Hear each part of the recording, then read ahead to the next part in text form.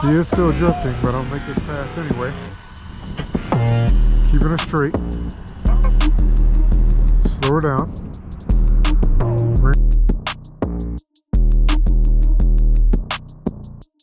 What is going on? This is AlTone, and today I am officially, or I'm making it official, that I'm going to be joining the Run to 100 Speedrun Challenge with Mike and Paul. This is the card, the primary card that I plan on using. You notice that I do have a 112 scale. This is a 114. The 112 has a brushless motor in it already.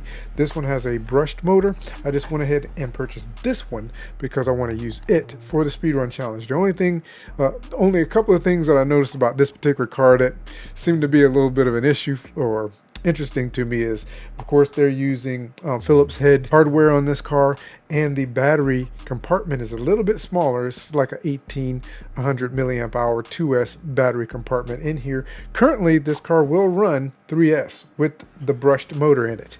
And the reason why I got this one is so I wouldn't have to worry about figuring out the correct size servo to put in this car. And so since I'm getting into the Relarlo field of cars, I decided to go ahead and go with this one. I do have my AK917 that I've got to do some speed runs on, and we're about to get hit with another snowstorm here in northern VA. So my intent is to try to get this guy out to do an initial run with the brushed motor in here with a 3S battery, not 2S, but 3S battery on it, to get a top speed on it out of the box with the stock tires and everything. The only upgrade that I've actually already done to it is I actually put hex hardware on to put on the rear wing, because I already stripped out the Phillips head screws to put the wing on. So to me, they're kind of useless. So I really love it if they went ahead and put hex hardware on everything, but that's fine.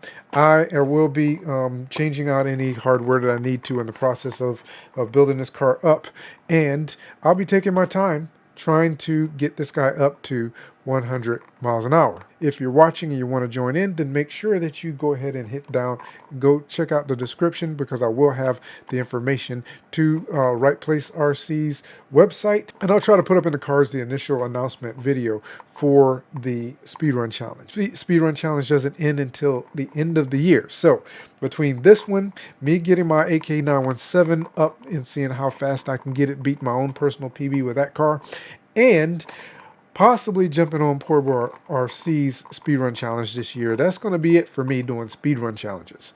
I'll probably be doing some upgrades on the channel to different vehicles as well as aircraft. I've got to get a couple of aircraft flying and do some upgrades and builds and whatnot, and be sharing some of that information with you here as well. But that's going to be it for me for speed runs this year, because I've got to make sure I maintain my budget for the year.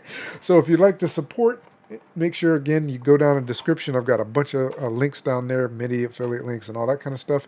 And make sure you also go over and check out any other of the challengers that are going to do the speedrun challenge. And so me personally, I'm not in the speedrun challenge to win.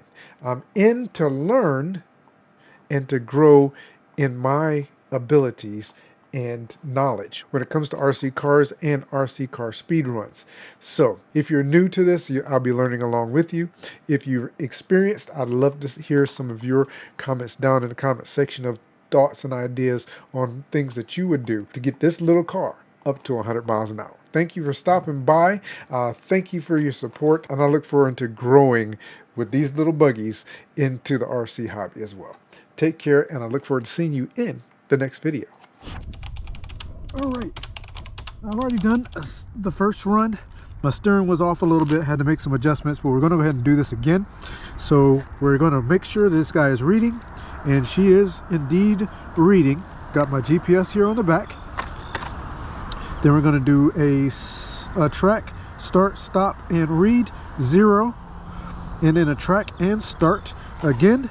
Make sure she's reading, and she is. And looks like we're clear on both ends. We're going to take our turn around and make a couple of passes. So let's go ahead and do that.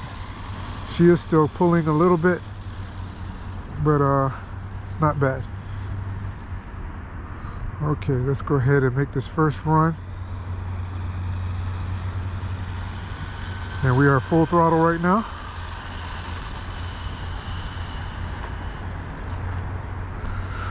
One thing I have to be aware of with this particular car, with this receiver and radio, coming back, is that the full speed, that the radio, the range, I actually lost it earlier. Let's do one more pass.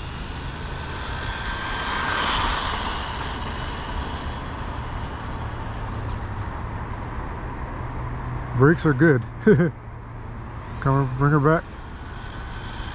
Full speed. And we're gonna bring her back to us. And of course, it is a brushed motor out of the box. And then we're going to stop and read. Now we have 26, so 26 miles an hour is our official. Let's go ahead and take a look real quick so we can really make this official.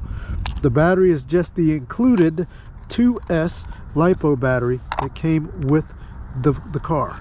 So here it is, which is, I mean, this is actually relatively impressive.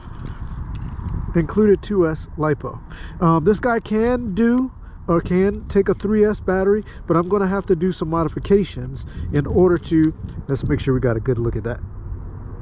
I'm going to have to do some modifications in order to make sure that in order to fit the battery in here, because the 2S's fit. I'm going to bring this battery mount and slide it out here, and then I'm gonna have to move the receiver ESC probably up here so I can have that space to fit that 3S battery in here. And then we're going to do that. So that's it for this run. All right, so I'm officially on the board, and we're going to see what we can do with this little car, and we'll be back, I'm sure, with great speed out of it. I'm sure it may end up being the car that, if I get to 100 with it, it will be the car that beats or breaks my PB for any vehicle I've ever driven. So thanks for stopping by.